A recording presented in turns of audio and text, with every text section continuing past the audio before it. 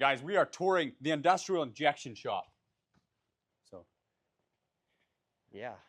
So Brian, show us exactly what happens inside of the industrial injection building. Yeah, for those of you that don't know, we're industrial injection, and down here in Richfield, Utah, we've been down here for a while, but we decided to make a huge investment in this community, and we have all of our engine remanufacturing here in Richfield, Utah, and parts manufacturing. So right now where I'm taking you guys is this is pretty much where everything starts on the engine's reman side of things. This is our teardown room once the lights get going. So if first off, people jump on the website and say, fix my engine, this is what I have. Yeah, and then you schedule a drop-off? So all we focus on is Cummins and Duramax right now. We're getting into the ISX and Caterpillar stuff, and a little bit of the Power Stroke stuff, but we don't do anything other than that. We try to keep it on a direct line. But do they sign? How do they hire you guys? On the website, or they call you? Or? Yeah, they can call us from our website, Industrial Injection. We got our phone number on there and everything. Sweet. And then you'll just walk them through booking and everything? Yeah, we can walk you through, talk to you about so anything. Are these customers or are they spare parts? So most of the stuff we're building is for warehouses across the country. So some of these are customer cores. Some of them are engines that we buy from scrap yards and core suppliers like that. And then we're able to rebuild them and sell them to people all across the country. Yeah, that's sweet. Do you have an inventory on your website or in your business? Yeah, we have inventory, but it's all pretty much call to order on all the engine stuff. So yeah. We got stuff you can buy online, but most of the engine stuff is call to order. So that's nice. What are these?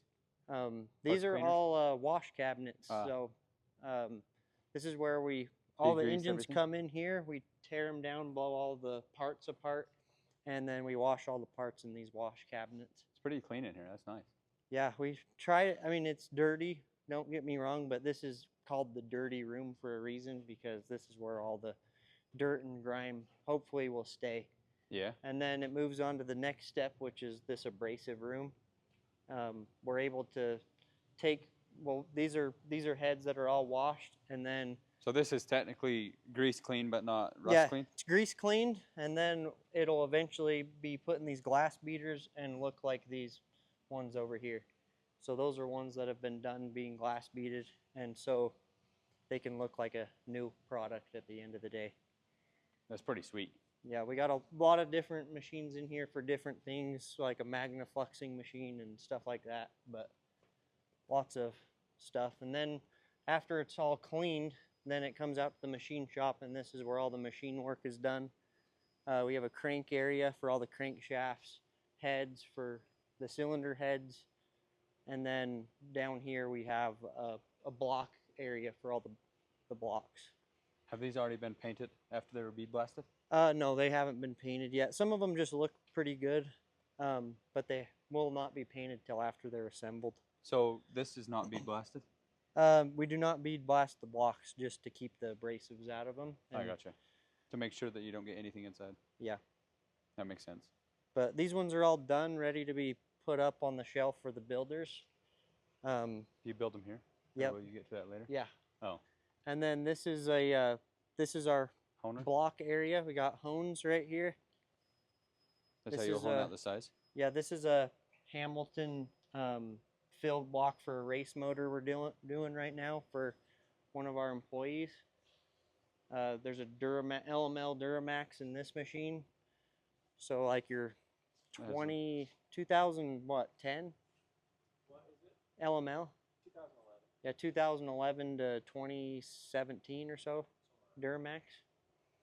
That's nice. Another one right here. And you reface this. That's part of it, right? You reface some of this? Yeah, so all the surfacing and boring is over here, and then it comes over here to get finished honed. So we got honed out, exact. Because the honing would be the last thing. Yep.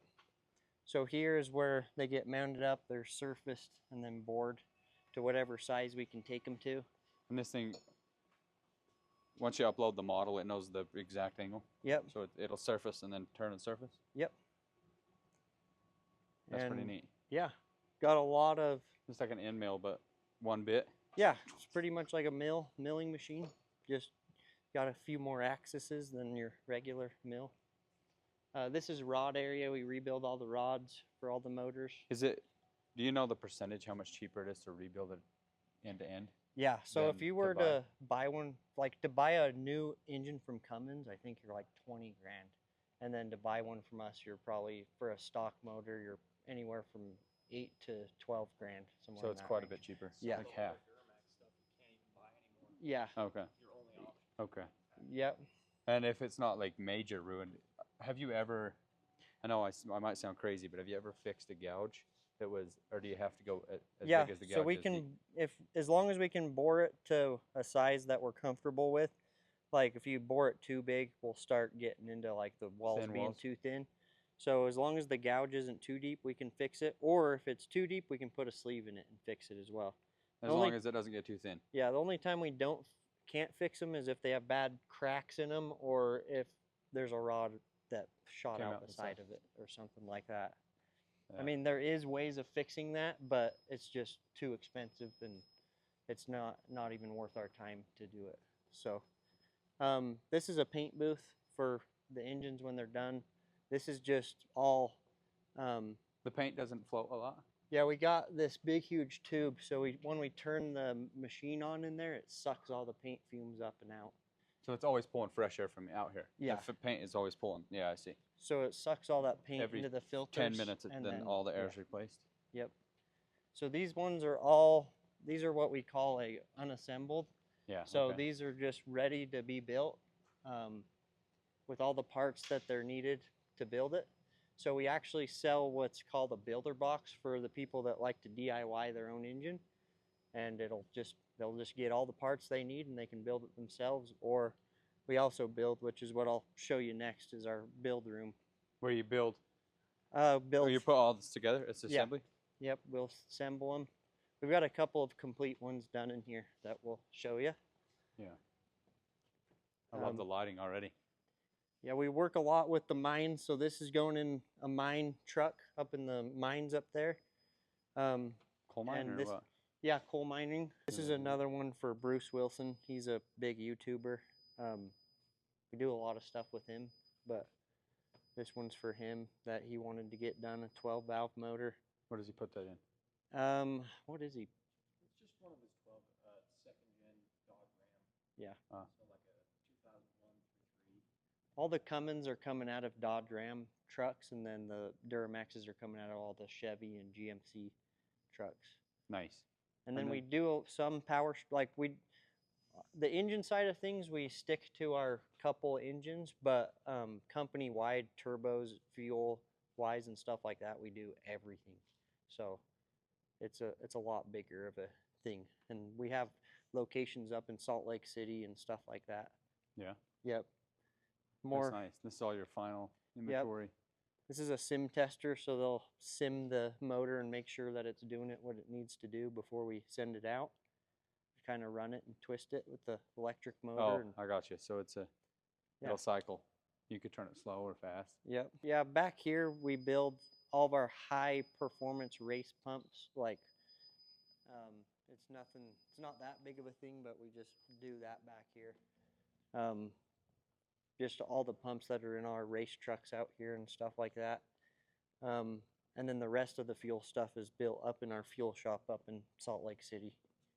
It's pretty nice. Well, thanks guys for watching. Hope you enjoyed the tour of industrial injection, and stay tuned for the next video, guys.